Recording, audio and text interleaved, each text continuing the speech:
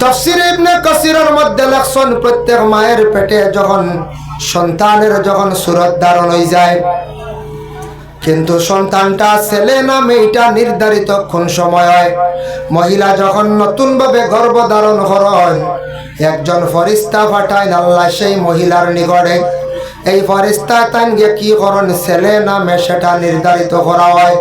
এর লাগে রাসূলুল্লাহ সাল্লাল্লাহু আলাইহি ওয়াসাল্লামে ফরমায়, বলে আমার উম্মত হল ও সাহাবী হল, খেওয়ার যদি ছেলে সন্তানের প্রয়োজন হয়, মেয়ে সন্তানের যদি প্রয়োজন হয়, তাহলে কি করবা, তুমি তার নফল নামাজ পড়ি আল্লাহর দরবারে দোয়া করো।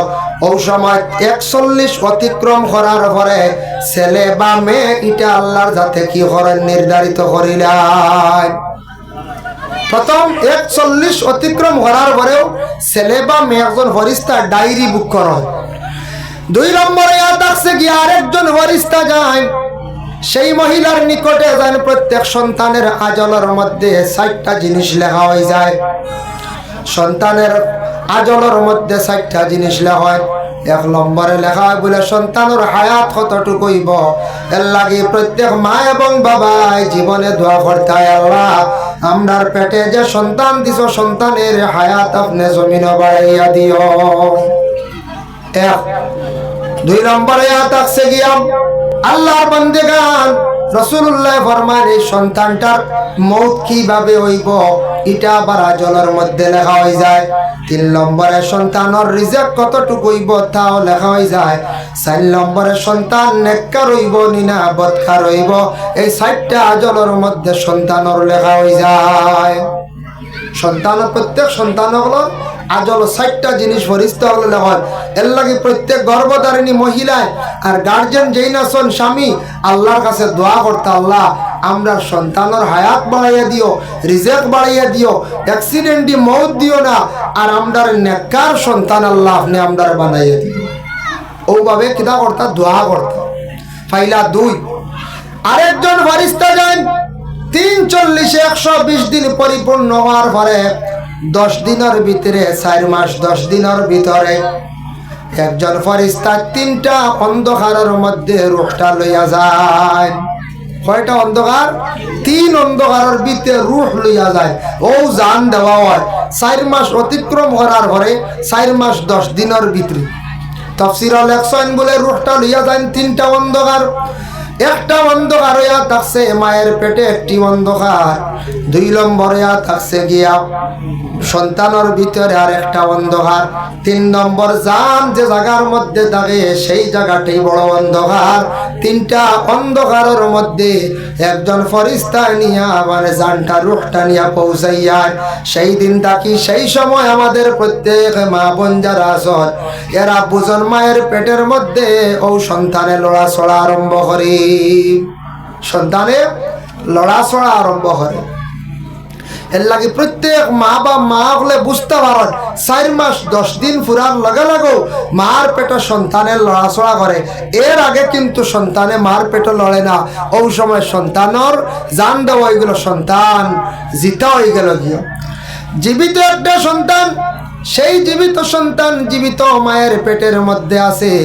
একজন জীবিত মানুষে আর একজন জীবিত মানুষরে লইয়া পেটের মধ্যে রাখিয়া জমিন চলে।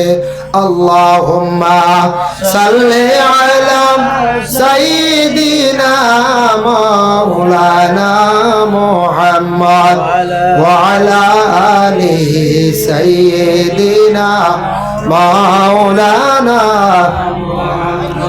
বর্তমান সময়ে ভাই একটা জিনিস চিন্তা করেন, আমাদের দেশে একটা অপারেশন আরম্ভ হয়েছে দেশের মধ্যে, কিন্তু গুনাহগার হইবা 2 সন্তান 3 সন্তান 4 সন্তান পাওয়ার পরে আমরা ডাক্তারের পরামর্শ নিয়ে কি করেন, ডাক্তারের কাছে গিয়া মহিলাদের একটা অপারেশন করেন যাতে আর জীবনে সন্তান না হয়। কি হয় না?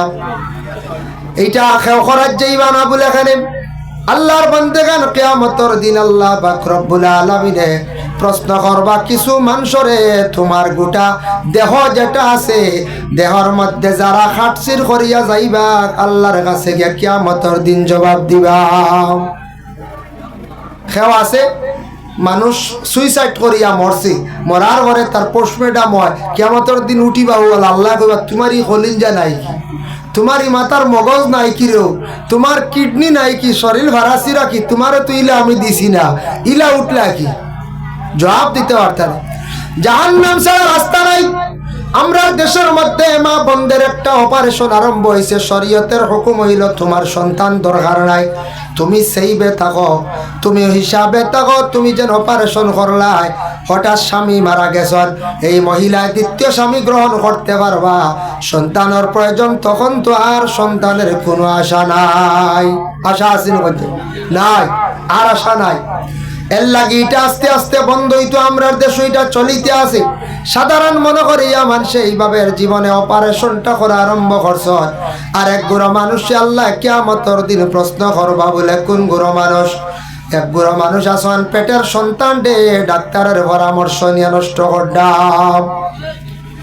2 মাসের সন্তান, 3 মাসের সন্তান, 1.5 মাসের সন্তান, সন্তানের গঠন হয়ে গেছে গিয়া, সন্তানের পুরা সুরত হয়ে গেছে গিয়া, সন্তানে গিয়ে আল্লাহর দরবার কিয়ামতের দিন বিচার দিব। আল্লাহ আপনার কাছে আমি একটা আরজ রাখি, আপনি কইছেন মানুষ জাত শ্রেষ্ঠ জাত, সম্মানী বানাইয়া জমিনও পাঠাইছেন। আল্লাহ আমারে কোন মহিলার পেটের মধ্যে আপনি রাখলাই, বড় জমিন অসম্মানীর হালতে আসলাম, গর্ত করিয়া গাড়িয়া রাখা হইল, ডাস্টবিনের মধ্যে ফালানি হইল। আল্লাহ আপনি আমার সেই বিচার খান্দা করিয়া দেখা।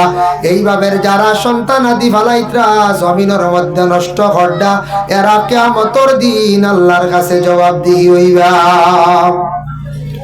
এটা গুনাহ কবিরা, বড় খারাপ। মানুষদের হত্যা করা গুনাহ কবিরা, ছোট্ট ছোট্ট শিশুদের যেন হত্যা করা, এরাও কিয়ামতের দিন আল্লাহর দরবার গিয়া জবাব দিতে লাগবে।